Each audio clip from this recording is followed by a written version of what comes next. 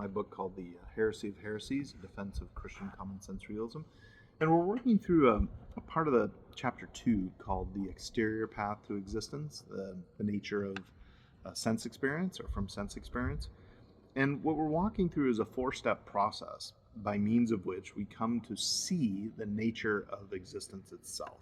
Okay, so let me reiterate steps 1 and 2, and then recap step 3, and then elaborate on step 3 a little bit more. Okay, so step 1, if you want to know what the nature of existence is, step 1 is you just have to have ordinary sense experiences. Pretty easy to do. Just look around, right? So step 1, have some sense experiences. You got those down? Awesome. You're well on your way. Step 2 is that you can see that each of the things you experience exists. Now again, you might be worried about skepticism or hallucination or something like that, but we're just going to ignore those kinds of, we might call aberrant or merely possible exceptions to this, but let's leave that aside. Commonsensically, you have experiences and you know that the things that you experience are real, right? Just try getting through the day without that obvious sort of part of your life, right? Okay. Now, step 3 is a little harder. Step 3 involves recognizing that there's something in common with all the things that you experience.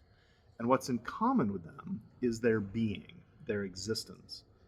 Your awareness of their being is not direct with respect to the perceptual apprehension of the things that you have in your ordinary experience.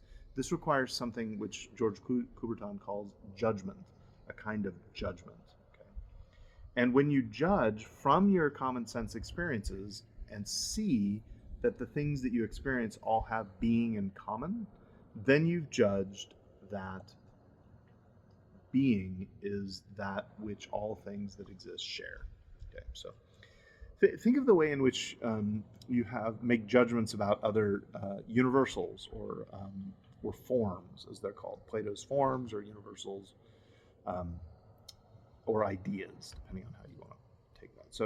So for example, suppose you live in a world where you've never experienced something spherical, something like a shape of a ball.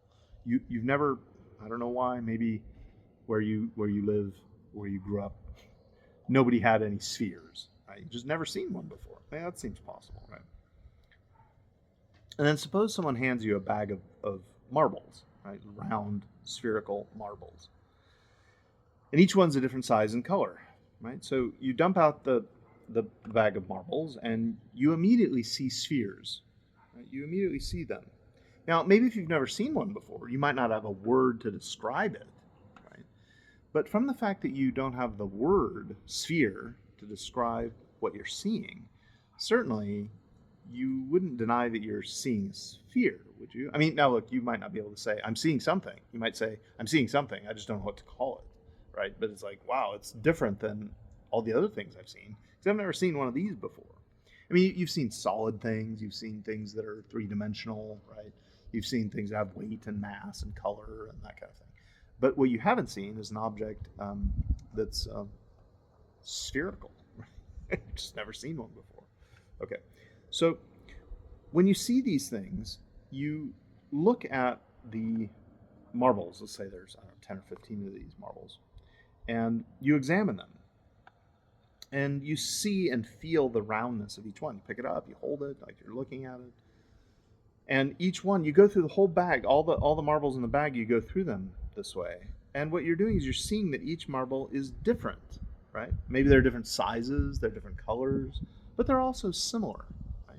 So you see the similarity and you see the difference among each of the marbles. There are different marbles, but each of them share in the quality of being spherical, right? Each of them has a spherical shape. So you see this, and because you see this is the case, right? You see that they're all spherical, and they're all, have that quality. Then you can make a judgment that sphereness is something that all the marbles have in common. Right? So you look at all. Somebody asks you, what do they have in common? And you say, well, they all have this shape, and you describe the shape, and you say, what do you call that? Because you've never seen one before. You don't know what to call it. And someone says, oh, that's called a sphere. And so then you say, oh, well, they're all spherical. That's what they share in common. The marbles are each different individuals, but they have something in common, namely sphereness or sphericality, however you want to put it, or the property is being a sphere or spherical. So I see now that being a sphere is something over and above the particulars that are spheres, right? So in other words, I've got spheres, sphericals, round, right? There's all these round marbles. And then I see the sphereness in each one. I apprehend it. But I judge. Now I make a judgment. The judgment is something different than the mere apprehension of the qualities of sphereness in the individual. And I make that judgment, which is beyond the mere apprehension of the qualities. So too, an account of existence we're working through here in the book and in these videos. When I see a tree and I see a fence, I see that they're different, but what they have in common is existence. So in the example of the marbles, existence is like the sphereness, which is had in common by all particular things that you experience with your senses. Okay, so now let me reiterate the 3 steps. Step one, have some experience and common sense. It's sense experience. Everybody can do that. Step 2, you see that these things exist. You're aware that they're real. Okay. Then what you do is you compare the things that you experience that are real and ask yourself, what is it that they have in common? And that's existence. Right? Existence is what all things that have being are in common. Okay. Step 4 is the next step in the process. Okay. And at step 4, what we do is we take the evidence from simple apprehension we've made and make another judgment. So we've got ordinary experience, then we've got the awareness that these things that I'm seeing have being. Then what we do is we make a judgment that what they all have in being is common, their existence. Existence is common to all things that have being, right, that are real. Now in step 4, I'm going to move beyond that. And I'm going to try and ask myself, what is it for these things to have being, which is common to all of them? Okay. And that next step, I think I'll do another separate video on. I think we're about the end of this one. So we'll get to step 4, which is another judgment, and which finally gets us to what I'm going to call essential exemplification. That is, to be or to exist is to exemplify in essence. So watch the next video for that one.